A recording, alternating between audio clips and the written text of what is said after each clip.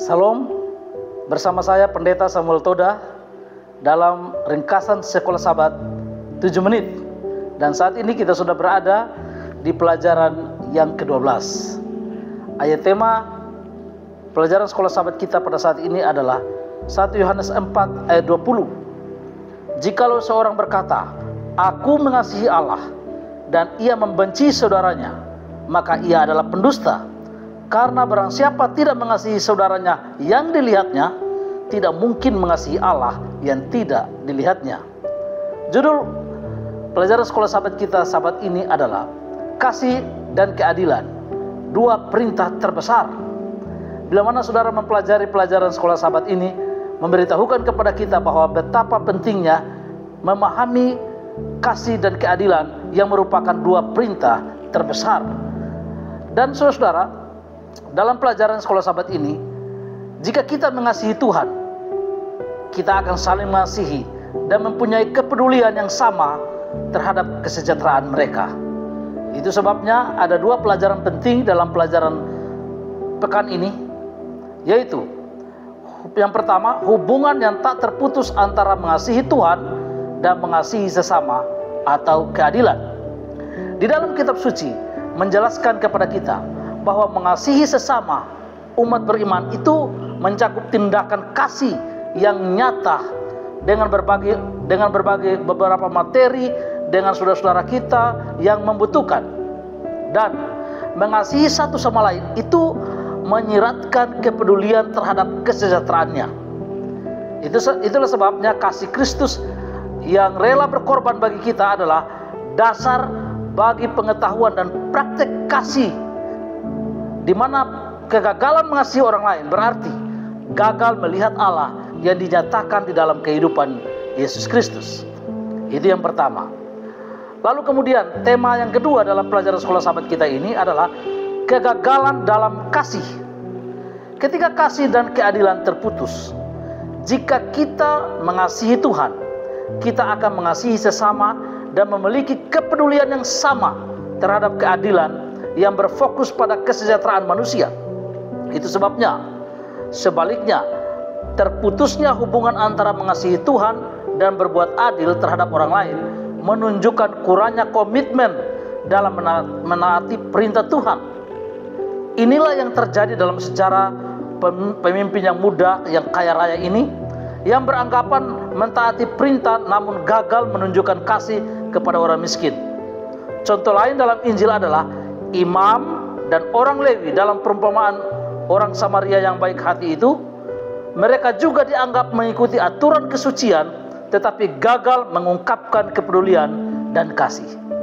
Saudara-saudara yang dikasihi dalam Yesus Kristus, mari kita memahami betapa pentingnya mempraktekkan tindakan kasih kepada sesama yang menunjukkan bahwa kita telah melakukannya bagi kemuliaan nama Tuhan. Seorang penulis yang mendapat inspirasi dari Tuhan, Ellen White, di dalam buku Alpha Omega jilid 5 halaman 304-305, di sana menyebutkan bahwa apabila Kristus berbalik kepada orang Farisi dengan pertanyaan apakah yang diperbolehkan berbuat baik pada hari Sabat atau berbuat jahat, menyelamatkan atau membunuh, ia menghadapi mereka dengan niat mereka yang jahat. Mereka telah mengincar nyawanya dengan kebencian yang sangat, sedang ia menyelamatkan banyak orang dan membawa kebahagiaan atas orang banyak. Apakah terlebih baik membunuh pada hari Sabat seperti yang sudah direncanakan mereka, ataukah menyembuhkan orang sakit seperti yang dilakukan oleh Tuhan Yesus? Ini pertanyaan Yesus kepada orang-orang Farisi. Adakah lebih benar mengadakan pembunuhan dalam hati pada hari Tuhan yang suci daripada mengadakan daripada mengasihi sesama manusia yang dinyatakan dalam perbuatan dan kemurahan? Saudara, Yesus menjelaskan betapa pentingnya bagi saudara dan saya untuk memiliki tindakan kasih, untuk menolong sesama, untuk menolong teman-teman kita, saudara-saudara kita yang ada di sekitar kita. Betapa penting kita menyatakan kasih dalam tindakan yang menunjukkan bahwa kita melakukan keadilan. Itulah sebabnya judul pelajaran sekolah sahabat kita mengatakan kasih dan keadilan, dua perintah terbesar. Meskipun kita mempunyai keyakinan bahwa Allah akan menjadikan segala sesuatu baik pada akhirnya, namun apa yang kita lakukan sebagai umat Kristen di dunia ini, sekarang ini, tetap sangat penting.